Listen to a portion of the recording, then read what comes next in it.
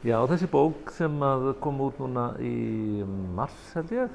í Frakklandi er gefin út af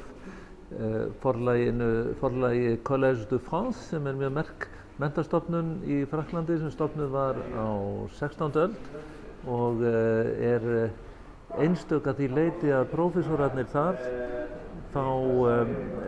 eru sem sagt eina skylda þeirra er að halda 12 til 20 fyrirlestra á ári þar sem þeir sem sagt, segja frá rannsóknum sínum meðan þær eru að gerast. Og þetta eru opinberir fyrirlestrar, allir með að koma og þannig að og mér var boðið að halda þarna 4 fyrirlestra rannsóknir mínar á Íslendingasögum og fyrirlestrarnir voru fluttir náttúrulega munnlega og svo fékk ég tækifæri líka ef mér var boðið að ganga frá þeim til útgáfu og nú er bókin komin út og henni heitir Les sagas islandaises, enjeux et perspectives og þetta er íslensku fornsögurnar, hvað það er snúist, hvað rannsóknirnar snúist og svona horfur í rannsóknum þeirra. Og þarna, þetta eru 4 fyrirlestrar og þar eru 4 kaflar í bókinni og ég er að feta ákveðið einstigi sem allir prófessorar þarna við Collège de France þurfa að feta vegna þess að annars vegar þarf maður að vera með aðgengilegan flutning og tala til fólks sem eru kannski ekki sérfræðingar en leið þarf maður að tala til sérfræðinganna og koma til skila því sem er nýtt við rannsóknir manns. Og þannig að ég er að reyna að ná þessu í þessari bók. Í fyrsta fyrirlestrinum er svona almenn kynning á Íslandi, landnáminu, hvernig sagnaritun verður til og reyndar þjóð á Íslandi á víkingaöld og síðan fjalla ég svona fornsögurnar sem bókmenntagrein, það er að segja ólíkar bókmenntagreinar og ég sýni fram á hvernig það er svona að rísa upp úr reynsluheimi þessar ólíku bókmenntagreinar, hvernig það er rísa upp úr reynsluheimi Íslendinga í kringum 1200 og nota þar svona hugtök sem að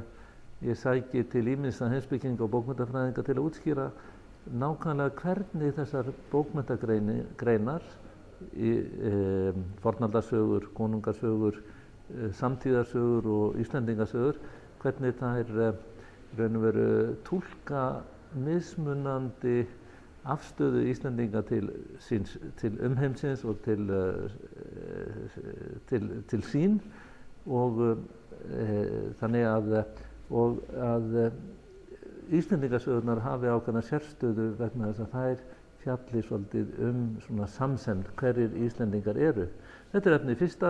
fyrirlestrarins, svo fjalla ég mikið minni og minnisrannsóknir í öðrum fyrirlestri. Í þriðjum fyrirlestrinum fjalla ég ofbeldið, að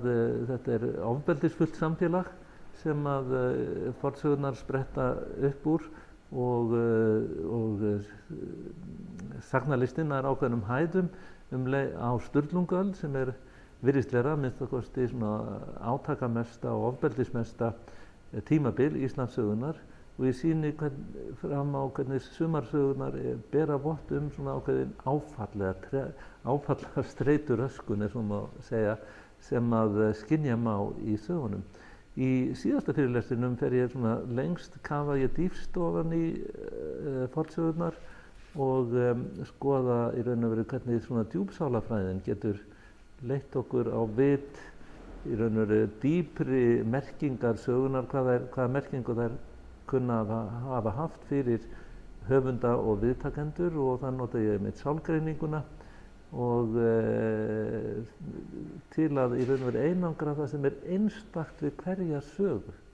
Allar þessar sögur, og nú er ég sérstaklega að horfa á Íslendingasögurnar, hafa ákveðin svona sameiginleg sérkenni, það eru sprottnar upp úr sama jarðveginum, nota mörgu leyti svipaða frásagnarlist en svo er hver saga einstök líka og ein leið til að nálgast það er út frá